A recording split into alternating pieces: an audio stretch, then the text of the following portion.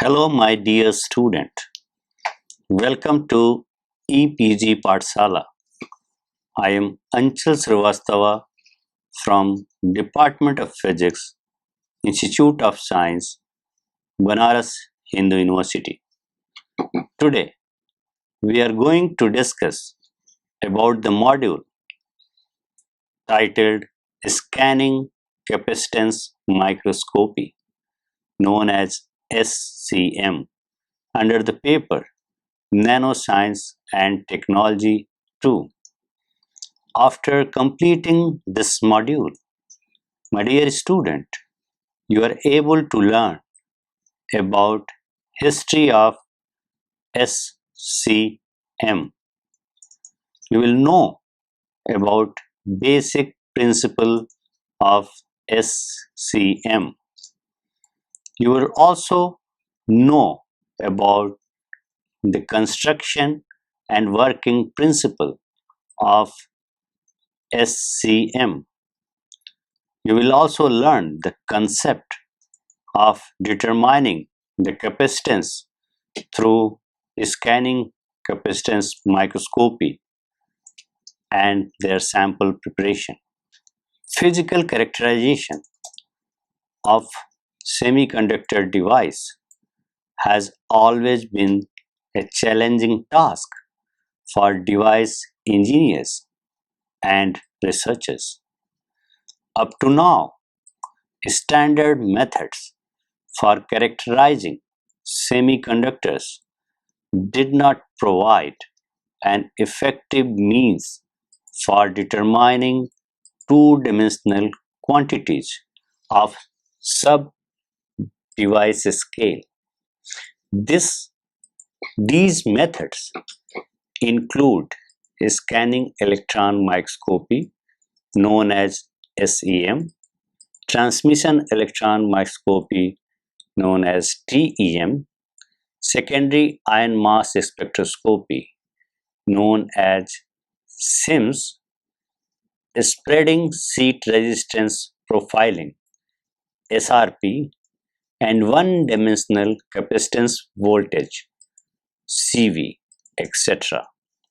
With the advent of a smaller device geometry and high reliability requirement, new characterization tools are needed. As alternative approaching tools, various type of scanning probe microscopy has been applied to not only characterizing semiconductor devices but also monitoring semiconductor device processes. Scanning capacitance microscopy along with scanning probe microscopy, which is atomic force microscope and scanning tunneling microscope. This SCM combines with AFM is one of the powerful method for characterization of semiconductor devices due to its non-destructive technique and high spatial resolution. For scanning capacitance microscopy, which is SCM, the physical motivation is very important. SCM measures a local capacitance underneath the tip contact, which is used for this microscopy. Although this tip sample contact can be compared with a commonly known metal oxide semiconductor, the physical understanding is not that straightforward. The three-dimensional structure of the probe has been taken into account, as well as the properties of ultra-thin oxide between tip and semiconductor. Also, the conversion from capacitance to dopant concentration is difficult due to the different parameters which have to be taken into account, such as the influence of oxide charges, the influence of applied bias, and the influence of tip material. The historical background of all scanning probe microscope and scanning capacitance microscopes. Scanning probe microscope, named SPM, are instrument that measures properties of surfaces. They include atomic force microscope and scanning tunneling microscope and many other their derivatives. In their first application, SPM were used mainly for measuring 3D surface topography, and although they can now be used to measure many other surface properties, that is still in their primary application. SPM are the most powerful tools of our time for surface metrology, measuring surface features whose dimensions range from interatomic spacing to the tenth of millimeter. Scanning tunneling microscope, which is known as STM, was the first SPM technology and was recognized as having atomic resolution capability in 1981. STM, in fact, still provides the best resolution available. The STM uses the tunneling current between tip and sample to image the sample surface. Unfortunately, there are some limitations, the most significant of which is that surface of the sample must be conductor or semiconductors. This limits the material that can be studied. This limitation led to the invention in 1986 of the first atomic force microscope. The first commercially available atomic force microscope was introduced in 1989. Like the STM, the AFM also uses a very sharp tip to probe and map the morphology of a surface. However, in AFM, there is no requirement to measure a current between tip and sample. In case the tip is at the end of the microfabricated cantilever with a low spring constant. In contrast mode AFM, the first AFM technique, the tip sample force is held fixed by maintaining a constant and very low deflection of cantilever, pursuing the tip against the sample. This force can be in the range of interatomic force in solid.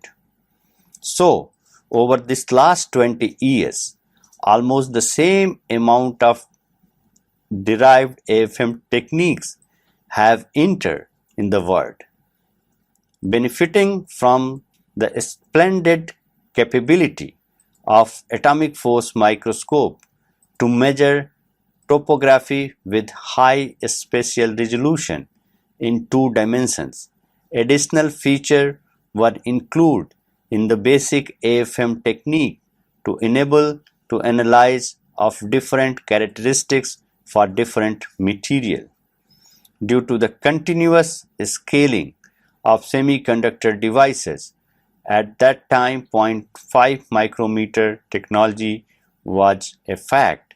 The operation of a semiconductor device started to be dominated by its 2D dopant distribution.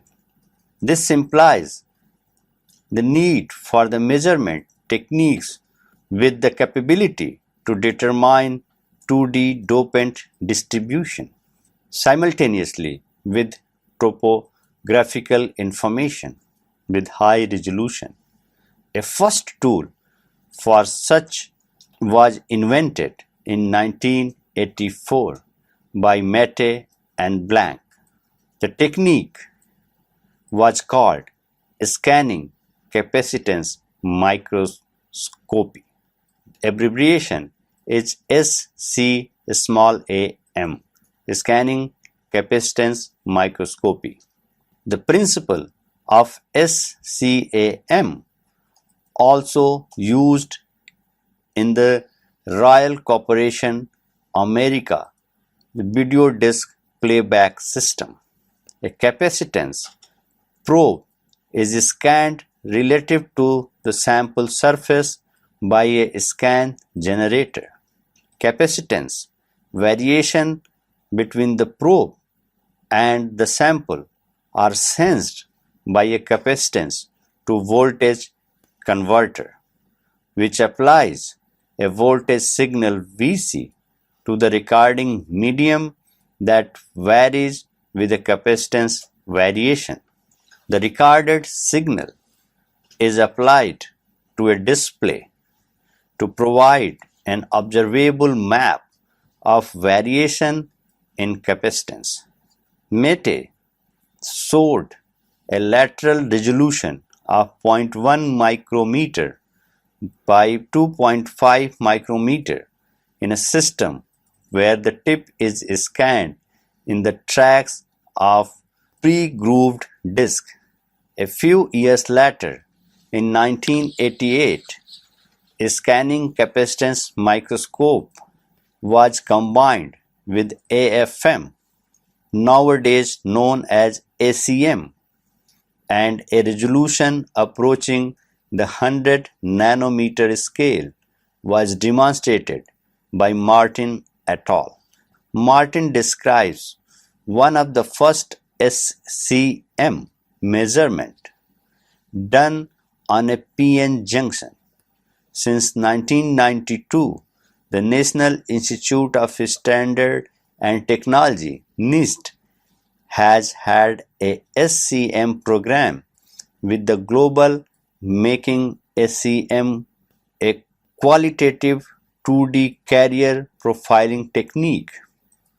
The NIST program has developed model of SCM measurements based on 3D finite element solutions of Poisson's equation and window-based software for rapid carrier profile extraction from SCM images. Researchers at the University of Utah and at the ETH Zurich has also developed quantitative SCM image of dopant profile conversion software. From this point on, SCM has been evolving a lot, and it is in the scope of this part of this evolution. However, before going into more detail in the mysterious world of SCM, it is important to discuss some of the other doping profile techniques also derived from AFM. Let us discuss about scanning capacitance microscopy. The most common implementation of a scanning capacitance microscope combines an atomic force microscope with a high-frequency capacitance sensor. A capacitance sensor that can detect very small, of the order of 10 to the power minus 11 farad, changes in capacitance is used. A conducting AFM tip is electrically connected to the capacitance sensor. The FM is used to acquire an image of topography and to control tip position, while the sensor is used to measure the capacitance between the tip and the sample under test simultaneously. This joining of both AFM and SCM, which is scanning capacitance microscopy, gives a very prominent tool for making the capacitance measurement locally as well as topography. Scanning capacitance microscopy is a secondary imaging mode derived from contact AFM. SEM maps variation in majority electrical carrier concentration, electrons or holes across the sample surface, typically a doped semiconductor. The SEM applies a high frequency 90 kHz AC bias to the sample and uses an ultra high frequency around 1 GHz detector to measure the local tip sample capacitance changes at the tip scans across the sample surface. These capacitance changes are a function of a majority carrier concentration in semiconductors. Hence, relative carrier concentration can be mapped in the range of 10 to the power 16 to 10 to the power 21 centimeter minus cube. A application include two-dimensional profiling of dopant in a semiconductor process, evaluation and future analysis. Here figure shows a block diagram of a typical scanning capacitance microscope operated in a constant delta voltage, which is called V mode. The SEM consists of four major components. The first one is atomic force microscope. The second one is conducting tip. The third one, capacitance sensor.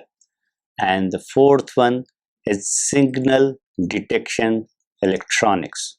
The AFM controls and reports the X, Y, and Z position of the SEM tip. The conducting tip is similar to ordinary AFM tips, except that it need to be of high electrical conductivity and in electrical contact with both the capacitance sensor and the sample. The radius of tip determines the ultimate spatial resolution of SCM image. Commercially available metal coated silicon tip made completely of very high doped silicon or diamond or solid metal tip has been used. Let us discuss the capacitance detection. The figure shows the capacitance detection circuit used in RCA video disc sensor and later modified for use in scanning capacitance microscopy. The capacitance sensor enables the scanning capacitance microscope operation. The conventional SEM uses a capacitance sensor similar to that used in RCA video disc player. Commercial SEM use sensors that are similar in concept through unique and registered in design. The sensor measures capacitance using a driven LCR resonant circuit. The capacitance to be measured is incorporated in series as part of the LCR circuit. The amplitude of the oscillation in the resonant circuit provides a measure of the capacitance. Figure shows a simplified schematic of the capacitance sensor circuit. The circuit consists of three inductively coupled circuit, an ultra-high frequency oscillator UHF, the central LCR resonant circuit, and a peak detection circuit. The UHF ultra-high frequency is of the order of 915 MHz for the video disc. Oscillator is used to drive the LCR resonator at a constant frequency. The oscillator circuit contains a mechanically tunable potentiometer and capacitor to allow some tuning of UHF signal frequency and amplitude. The magnitude of the UHF signal voltage which is applied between the tip and sample is an important variable for SEM image interpretation. The SEM consists of a conductive metal probe tip and a highly sensitive capacitance sensor in addition to the normal AFM components.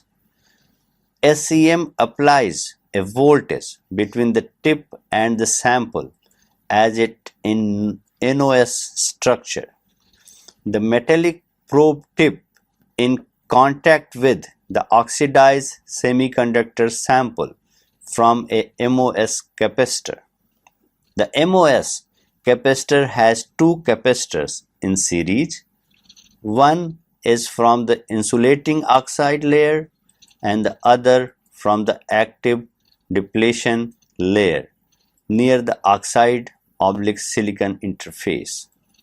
The total capacitance is determined by the oxide thickness and the thickness of depletion layer, which depends on the carrier concentration in the silicon substrate and the applied DC voltage between the tip and the semiconductor.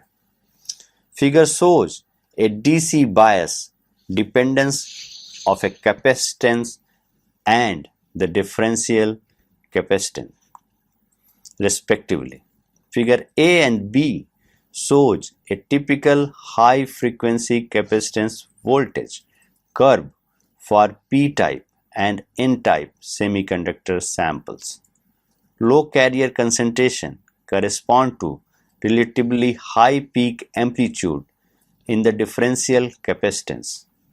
The applied DC bias voltage changes depletion width in the silicon.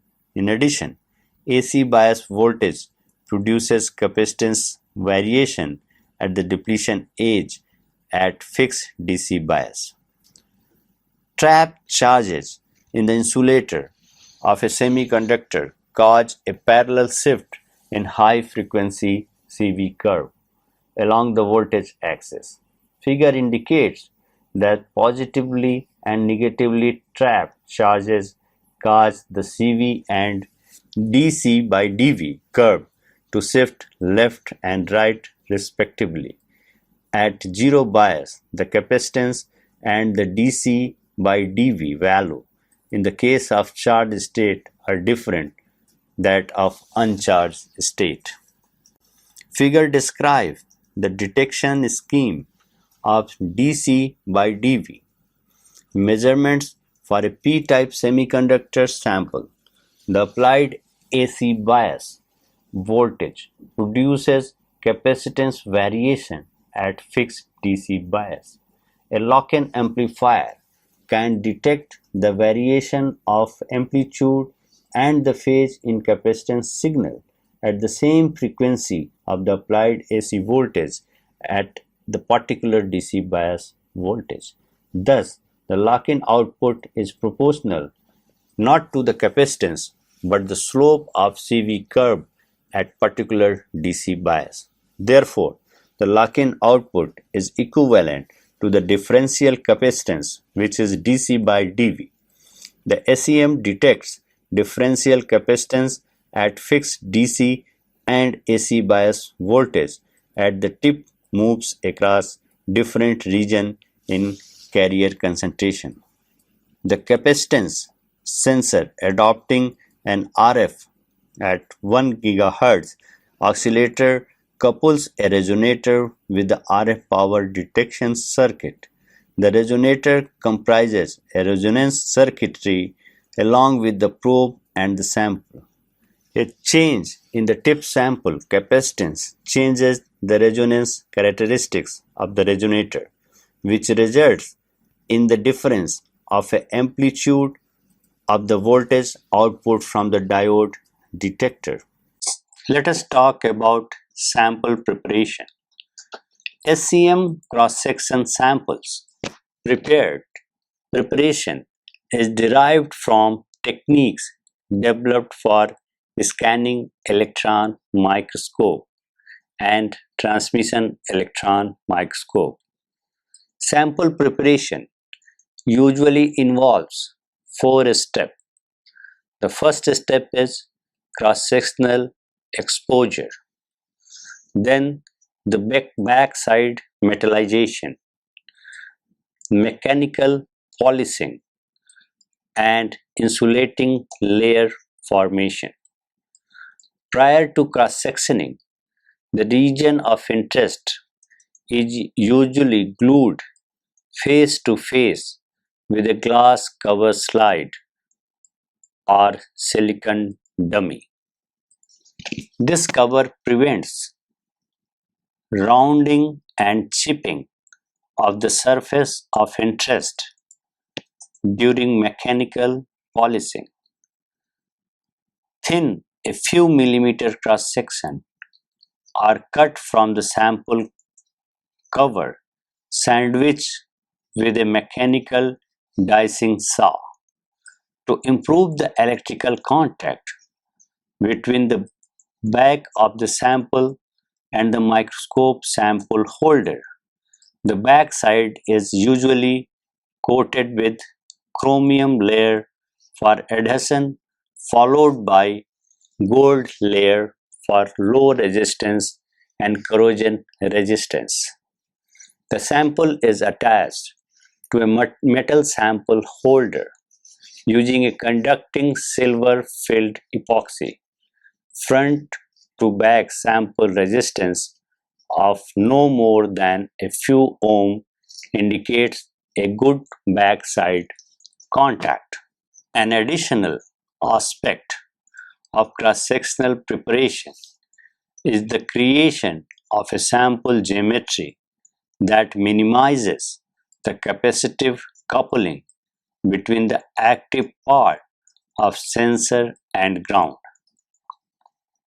and that also reduced the stray light from the AFM laser that may impinge on the semiconductor under test.